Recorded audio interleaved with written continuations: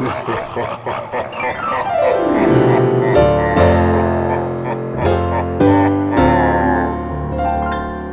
up, guys? Happy Halloween. I'm feeling in the spirit today, and the studio is straight up haunted. I'm ready to teach you guys some Halloween themes. Let's do it.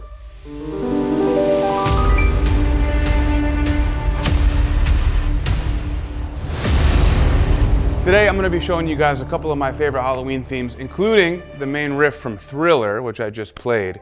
Now I'm also going to be showing you how to play the Halloween theme and another few scary piano riffs. So let's start with Thriller, since that's what I demoed.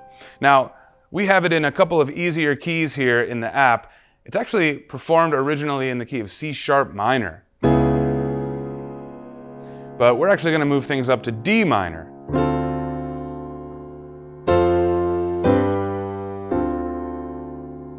And D minor just has one flat in the key signature, so it's a lot easier to read, and it's a bit easier to play as well, even if your hands are completely dead like mine. So we're in the key of D minor here, and our first chord is D minor. I like to do it in this inversion right here. I like to have my right hand pinky on D. That's a first inversion D minor.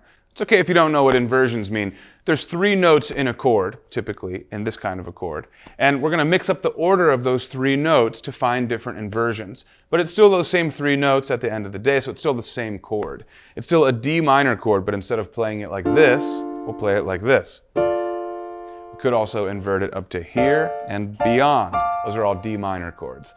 We're going to do it in first inversion. And one reason is because our very next chord is F major. Well, we're almost playing an F major already. Check it out. Our thumb's on F, pointer finger's on A, pinky's on D. To play an F major chord, we just need to play a C on top. So we're changing from D to C. And in fact, that's the melody. It's on top of our right hand chord. See that? Now, if you use the sustain pedal, you can bridge those 2 chords together without any silence. It lingers on as long as you're holding your foot down on that sustain pedal. That allows you to move your hand to the next chord without having to pick up your hands from the keys. We don't want silence in between the chords. So using the pedal to bridge the chords would sound like this. We're going to lift our pedal when we play our second chord. And then we can push it back down so that when we pick our hands up again, that chord sustains. That's the sustain pedal, all right? And once again, D minor to F major. We're going to pause for a second, and then we're going to play another F major, and then a G major. And I do that in second inversion in my right hand. And back to D minor. This time we'll play a D minor 7. That's a C on the bottom. And the cool thing is that shape in the right hand kind of moves down. G major inversion moving down by white keys to that D minor 7. One more time, and by the way, what I'm doing in the left hand is just roots. You could do single note root if you want. D to F, right? F, G, D. But if you want some extra low end, some extra bass in your sound, you can open your left hand up to octaves and play octave roots. Drop it a lower octave for that second note. I'll show you. Yeah, now we're talking. So again, that's just a bit of Thriller, and that's kind of our intermediate level arrangement. We're in the key of D minor for that. So check out the interactive app if you want to learn that one. Next up, I'd like to talk about the Halloween theme. Now, this is a classic. It's such a classic that it is just called the Halloween theme, right?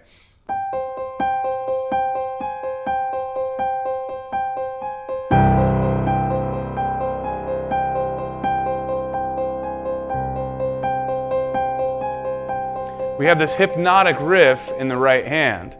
We can do some cool stuff in the left by dropping a big low bomb down there at the bottom of the keyboard and letting that ring out underneath.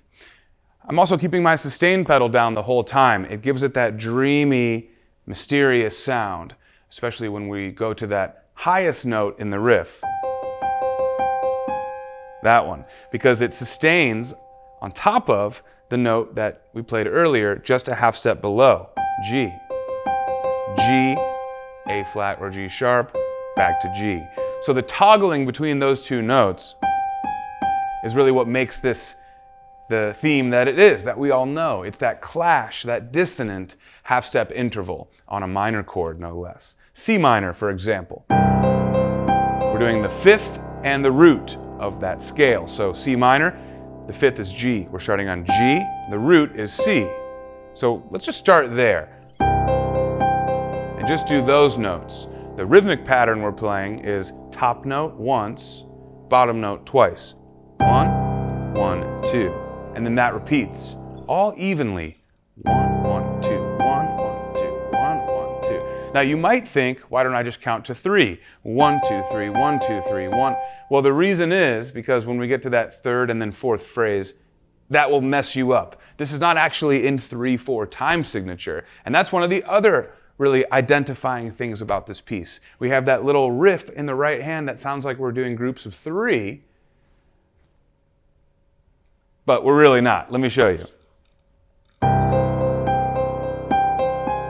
If you really count these out, we have 1, 2, 3, 1, 2, 3, 1, 2, 1, 2, or 1, 2, 3, 4. So you could think about it as groups like that, or you could decide to subdivide the entire measure. What you would find is that our time signature here is really 5. We're playing 5 beats per measure. And the right hand rhythms are actually playing ands in between. 1 and 2 and 3 and 4 and 5, and that's what gives it that kind of asymmetrical feel to this piece. It doesn't repeat onto itself in a way that is expected. It kind of sounds jarring whenever it starts over again. That's because our time signature is in 5. It's hard to nod your head or dance to a 5 beats per measure song. But that's what we have here for the Halloween theme. Let me count it out again for you. 1, 2, 3, 4, 5. 1, 2. How do you know it's in 5? 1. It repeats every time on 1. 1, 2, 3, 4, 5, 1. Okay, so we're in 5 there. I also want you to think about putting a low root, maybe even octave roots like we talked about for Thriller, on beat 1, but not every beat 1. It's a nice effect to maybe do it every other or every 4 beat 1s. Let me show you what I mean. Let's start with the first one. Now here I'm going to continue to hold it, not play again.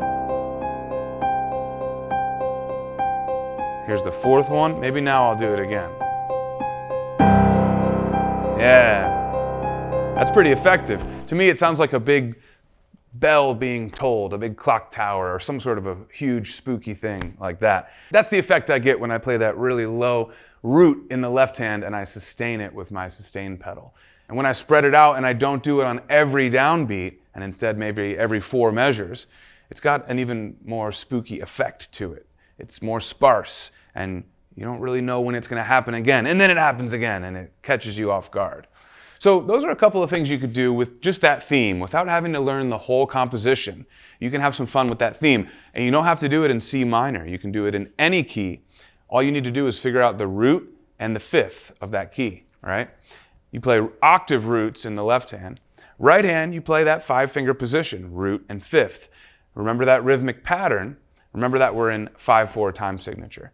You can apply that formula to any key and it'll sound the same. I'll give you one to show you. Let's try, I'm going to make it up, E minor, okay? The root and the fifth, octave roots in the left. Wish me luck.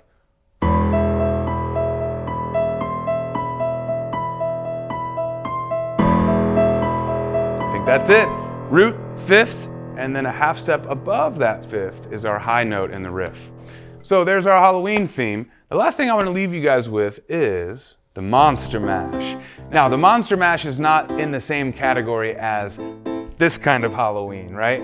We are having fun with the Monster Mash. It's a little more family friendly, and it actually kind of harkens back to kind of that doo-wop piano, early rock and roll sound. I'll show you what I mean. Let me show you the Monster Mash main riff and chord progression. And to keep things easy for the sake of this video here, let's keep everything in the key of C. In the key of C, the Monster Mash progression starts with C, the C chord, the 1 chord. I'll get into the rhythms here in just a minute, but next we have the 6 chord. Then we have the 4 chord. And we have the 5 chord. Now I'm just playing certain inversions in my right hand here. let's do it again here. Take a specific look at my right hand bones here and see if you can see which ones they're playing here. So for the 1 chord, I did a root position. For the 6 chord, that's A minor in this key, I just kept my first 2 notes the same, moved my right hand pinky up to A. That's a first inversion A minor right there. Then we go to F major. All I'm doing in the right hand is changing my middle note from E to F. Now moving from this F chord to the G chord, I'm moving my whole right hand shape up by 1 note. Now, that's the progression. And it doesn't really sound spooky on its own, right? It almost sounds like Heart and Soul or one of those old classic. And that's exactly my point. This is kind of harkens back to that old style. So let me show you the rhythm, and you're really going to feel it then.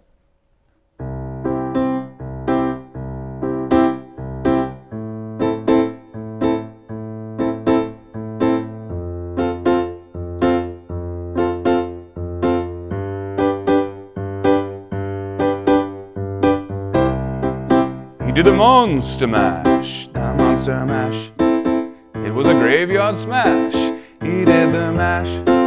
Whatever the words are. But when you add that rhythm to it, it really feels like that old school doo-woppy rock and roll, right? I love that. And in fact, even though we have a minor chord here in our progression, the progression as a whole kind of sounds major and happy, which is one of the ironic things about the Monster Mash, because it's kind of meant to be scary and Halloween themed, right? But it doesn't always have to be minor to be Halloween. Here's a perfect example. So guys, there was a bit on Thriller, on the Halloween theme itself, and then on Monster Mash. I hope you guys have fun with those, and I hope you can practice them with enough time to play them by Halloween. Let me know in the comments if you guys have questions about this or if you want to take it a step further. If you want to try the interactive app, the Playground Sessions app, you really are missing out if you haven't tried it yet. Tap this card above, right above my index finger here, this bone. And what that's going to do is take you to a page where you can start a free trial of the app. It's exclusive for YouTube viewers like yourself. It's 30 days with no strings attached. So you can try the app with full interactivity, all the gaming features, all the songs, all difficulty levels. And you don't have to pay anything for the first 30 days. You can even cancel on day 29 if you're not digging it. Well, that's it for today's lesson, guys. Thanks for hanging out. Have a fun and safe Halloween, and I'll see you soon for the next lesson. Alright guys, thanks for watching. I'm Phil. Don't forget to hit subscribe and tap that notification bell. And be sure to check out the Playground Sessions interactive app. It was co-created by music legend Quincy Jones. Playground teaches the piano with interactive feedback and gaming features, all while using your favorite songs.